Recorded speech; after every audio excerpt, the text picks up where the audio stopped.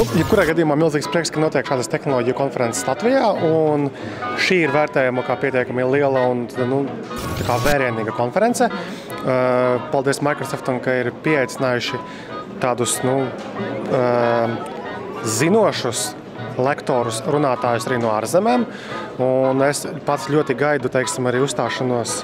Man liekas, poļu meitene Paula Januskeviča būs par 10 lielākajiem grēkiem sistēmu administratoriem. Tā kā es pats arī darbojos kā sistēmu administrators, man ir ļoti interesanti, ko viņa pastāstīs. Yeah. Bet, ja mēs darbojamies ar Microsoft produktiem, tad šādas konferences ir ļoti svarīgas, jo mēs varam satikties gan ar savas jomas tā kā pārstāvjiem, kolēģiem, kaut kādiem topošajiem kolēģiem, varbūt, vai bijušajiem kolēģiem, kā arī ar partneriem, piemēram, Skype, Samsung, mums ir uzzināt, kādi viņiem piedāvājumi interesanti ir, un gluži vienkārši paklausīties, kādi jaunumi būs konkrētos Microsoft servisos vai pakalpojumos.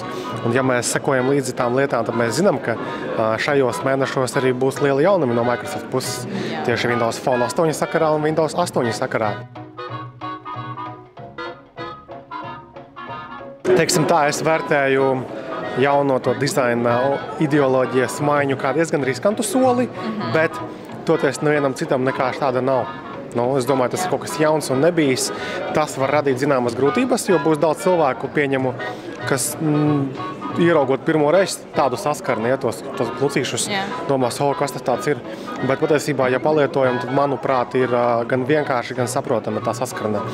Un tas attiecas arī uz Windows Phone 8 telefoniem, kas jau no teiksim, tā nākamā gada sākumā Latvijā arī būs jau tā kā biezākā slānī. Un Windows Phone 8 manā skatījumā būs beidzot labi nostrādāt arī Windows Phone platforma, ko var arī reāli pirkt un lietot, jo beidzot būs latviešu valoda, kas bija, tā kā zināms, mīnus Windows Phone 7 sērijas laikos. Pirms 2 gadiem atbilde būtu ļoti vienkārši, jo Ultrabook kategorijā pilnīgi nebija konkurences, un MacBook Air bija labākais iespējamais variants. Tagad situācija jau ir daudz, teiksim, tā nokaitētāka, jo var nopirkt reāli labus produktus arī ar Windows operētāju sistēmu, bet tā kā esmu lietojis pēdējos gadus jau 3 Macintoshu, un patiesībā tagad arī iPhones man ir, un vēl tur daļa Apple produktu, tad kaut kā izvēlējos turpināt iesākt to. Bet es domāju, ka Windows 8 varētu būt tā operētā sistēma, kas cilvēkus mudinās pirkt arī foršus ultrabookus ar Windows. Ja mēs runājam par vizuālo, par tā kā saskarni, tad jā, var uzskatīt, ka iOS sistēma izskatās varbūt novecojusi. Windows Phone platforma savukārt izskatās nepierasti savas tā kā milzīgās atšķirības dēļ par Androidiem un, piemēram, visiem pārējiem. Bet runāja par interfeisu? iPhone un patiesībā Apple produktu lielākais plus tas, ka tie ir nostrādāti. Reāli tur viss darbojas un viss ir vienkārši un saprotami. Tas gan ir panākts uz tā, ka tā platforma ir slēgta vairāk vai mazāk. Reāli tu nevari paurķēties kā Android telefonā, tu vari izurķēt viņu no augšas un apakšas no visiem sāniem.